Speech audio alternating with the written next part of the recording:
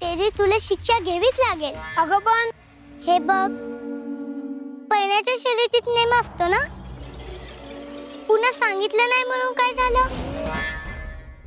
तू तुझ्या मैत्रिणींना खेळताना सुद्धा हेच सांगितलं होतंस. एकदा का आपल्याला नियम कळला तर तो कायम पाळायचा असतो, हो की नाही?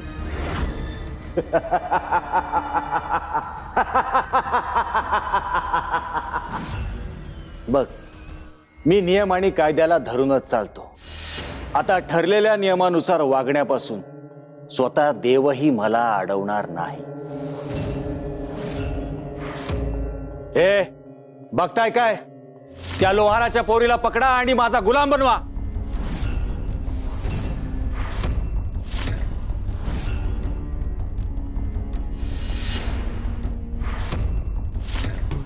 तुळजाईची शपथ आहे, कोण हिला कसा हात लावते तेच बघते मी.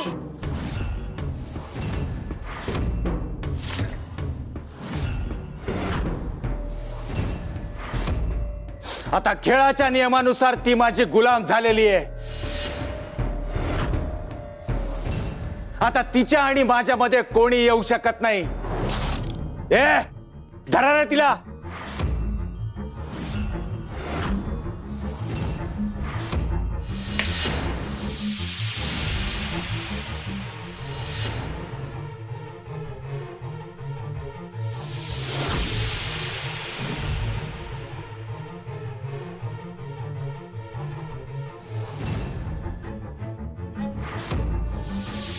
अरे हे बघताय काय? शोधा तिला. सापडली नाही तर खांडोळी करीन एकेकाची.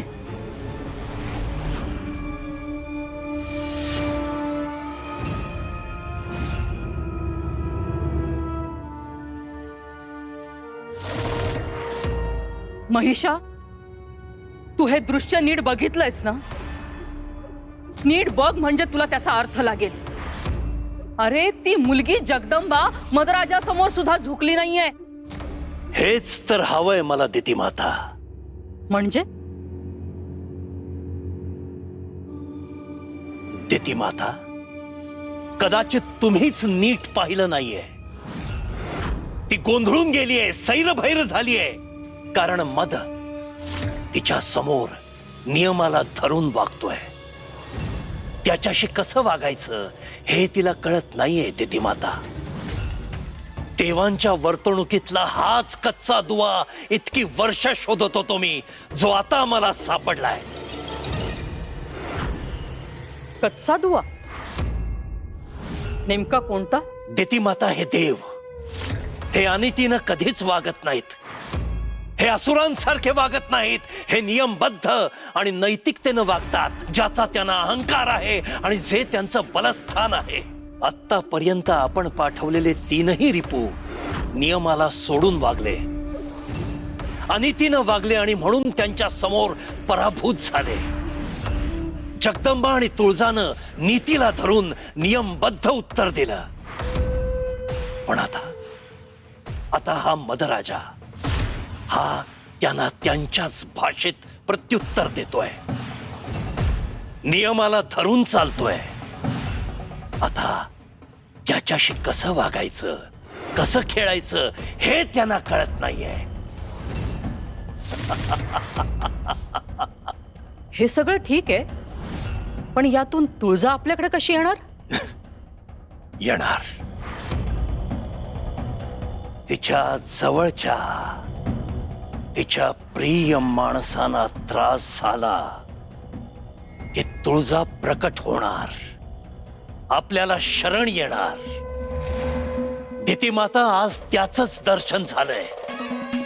तिचा हा संताप, तिचा हा उद्रेक आपल्याला स्पष्ट सांगतोय की आता ती वेळ दूर नाही जेव्हा तुळजा माझ्या समोर उभी असेल, हताश, हतबल, आणि मी अलगत तिला प्राप्त करेन. तुळजा, तुझ्या स्वागताची तयारी करायला हवी.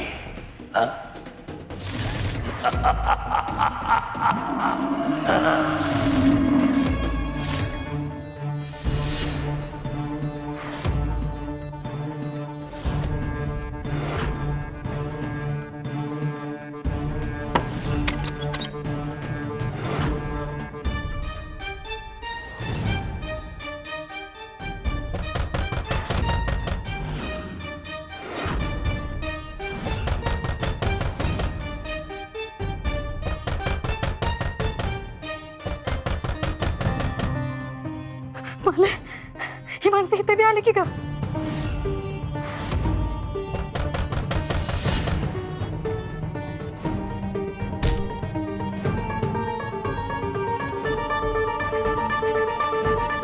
देवी आई, आता तूच आम्हाला वाचव.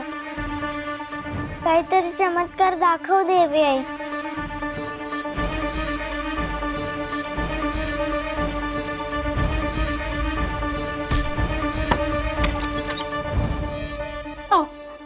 अहो सोडा माझ्या लेकीला, लहान आहे ती. मी पाया पडते तुमच्या. लहान आहे वाजून ती, नका पकडून नेऊ तिला.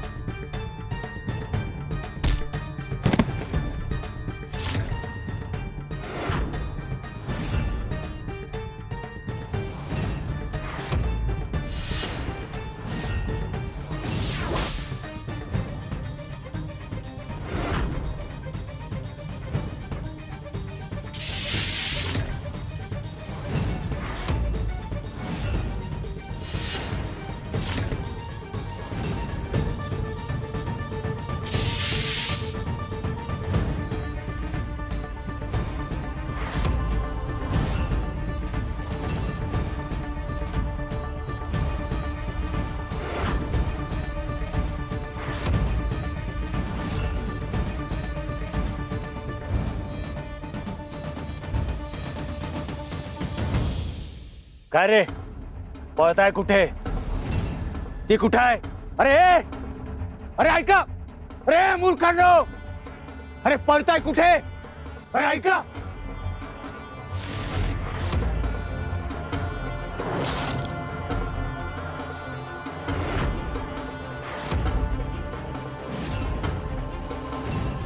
आलीस, इथे पण आलीस? तू माझ्यासाठी इथे आलायस ते माहितीये मला. माहितीये ना, मग चल माझ्यासोबत. तुला असुर नरेशांच्या समोर उभं करतो. अगं तुझ्याच गावातल्या लोकांचा त्रास तरी कमी होईल. मी त्यांना त्रासातून सोडवणारच आहे, पण महिषासुराचा अंत करून मी त्याच्यासाठीच या गावात आली. आणि मी तुला अडवण्यासाठी या गावात आलो. आणि तुला घेतल्याशिवाय परत जाणार नाहीये. तू गावातल्या लोकांना कारण नसताना छळतोय, न्याय आणि नियमांच्या आडून त्यांच्यावर अन्याय करतोय. पण लवकरच मी हे सगळं संपवेन. आणि तू तुझी मर्यादा ओलांडलीस तर तुलाही संपवेन. सावध राहा. सावध तू राहा जगदंबे. अगं एवढीशी तर आहेस, किती चुरू चुरू बोलतेस. उलट तुझीच दया येते मला, आणि म्हणून तुला सोडून देतोय मी. लवकरच तुझ्या या गावाचे यापेक्षा जास्त हाल करणार आहे मी. तेव्हा हीच मान खाली झुकवून याच जिभेने गयावया करायला माझ्या समोर येशील. लक्षात ठेव.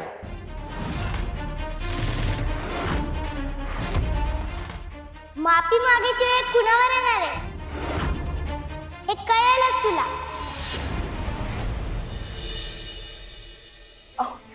शांत व्हा, शांत व्हा. अव गंगाई, कुठे ठेवला असेल काही असणे? काय प्यायला काही देत असतील ना? आपण तर घरी परत आलो, पण यांचं तिथं काय हाल होत असतील ग?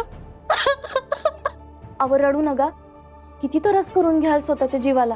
थोडं जेवण घेऊन आलीये, 2-2 घास खाऊन घ्या. हा, मी तिथं ठेवतो. हा नको ग गंगाई, काय बी नको वाटायला लागले बघ. अव असं काय करताय तुम्हीच? असा धीर सोडल्यावर त्या बिचाऱ्या मालून कोणाकडे बघायचं? पोरांना आईचाच आदर असतो. या हीच अशी डगमगली तर पोरांनी काय करावं सांगा बरं. खरं आहे, आपल्या समध्यांची आई तुळजाई. आपण समधी तिची लेकरं. आपण तिच्या किती कहाण्या ऐकल्या आहेत, पाहिल्या आहेत. आता तिला सुद्धा महादेवांपासून दूर व्हावं लागलं. तिला विरहाचं दुःख होतच की, पण तरी बी ती अनुभूतीच्या हाकेला धावून गेली. स्वतःच्या आयुष्यातली वादळ मागं सारून कुकुरासुराशी धीरानं लढली. तेव्हा ती देवी तर होतीच, पण आई पण होती. आई, माझं बाळ या असुराने पळवून नेलं आई. आणि आता कामातून होऊन तो मला भार्या बनण्याची मागणी घालतोय आई. ही तर देवी आहे, एक स्त्रीच ना. मला बाई नाही तर एक आई मारेल असं ब्रह्मदेवांनी सांगितलं होतं. आई म्हणजे मी नाही, आई म्हणजे साऱ्या जगताची आई, जगत जननी आई. ही आई तुझा वध करेल.